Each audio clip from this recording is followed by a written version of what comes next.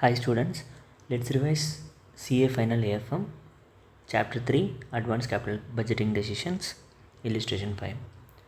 So the requirements of questions are they asked us to calculate variance and standard deviation of two projects on the basis of the data given, wherein they have given 5 possible events with cash flows and probabilities are given. So before going into the concept of before going into the question, we'll just see how this variance and standard deviation is helpful to understand it better.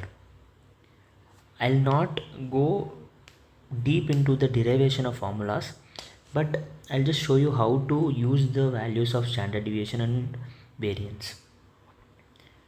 So we'll take an example of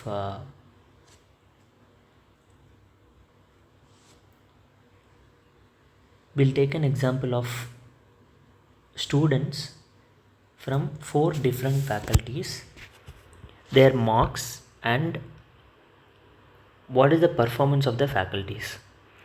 Let's take, so I've given 4 faculty names, not names, actually the faculties as 0, 1, 2 and 3, and the marks obtained here by students A, B, C, D till K, some 10 students. In the first scenario, students has obtained exactly 50 from faculty 0. So the average of this 10 students will be 50 only. 50 divided by 50, the mean also will be 50. And the difference will be 0 obviously, and the square of the differences will also be 0. So there is no variance, there is no standard deviation also. In case of faculty 1, students has got marks between 50 to 55 and their expected marks will come up to 53 and the variance is coming up to 0.33, wherein the standard deviation also 0.57. In the third example, from faculty 2, the marks vary between 50 to 60, so the expected values also will be 57, which is the mean, and the differences and the square of the differences. So the variance is up to 1.12, standard deviation is up to 1. In case of faculty 3, the marks are so much varied, like some students even failed, some got exemption, and the expected value, the average of that is 55, and if you see the variance is almost 20 and the standard deviation is 4.55.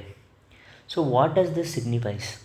So based on this data, we can see if you take classes of faculty 0, you'll get exact 50 confirmed. In case of faculty 1, the probability of getting 53 is more, because based on the data and the variance, there is only 0.33 variance from 53. But going further to faculty 2, the variance increases, and faculty 3 is too much variance, means there is no exact scenario wherein I can assure that I'll get 55, because the variance is 20 from the mean. So this is what standard deviation and variance signifies.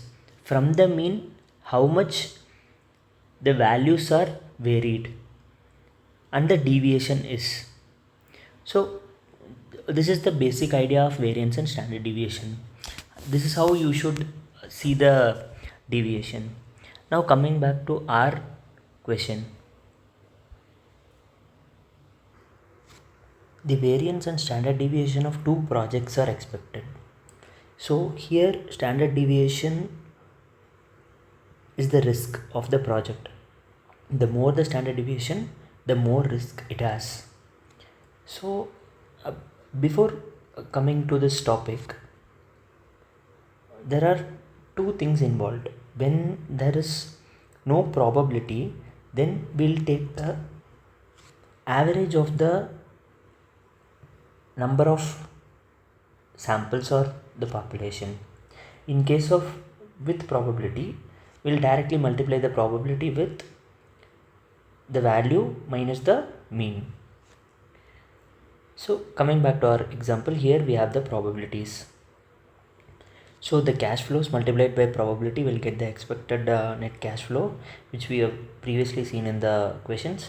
Then this expected cash flow will be subtracted from each possibilities, and then square of that value will be multiplied again with the probability to get the variance as seen in the formula. Then once we got the variance, the square of variance will be the standard deviation. In our example, for project, in our question for project A we have a standard deviation of 2190, and for project B it is 4195. So seeing this, we can see that project B is more riskier than project A because the cash flows are not certain, the variation is too much and the deviation also. So based on the probabilities for the cash flows, we will not be certain that the expected cash flow will be 16,000. So that's what it signifies. Thank you.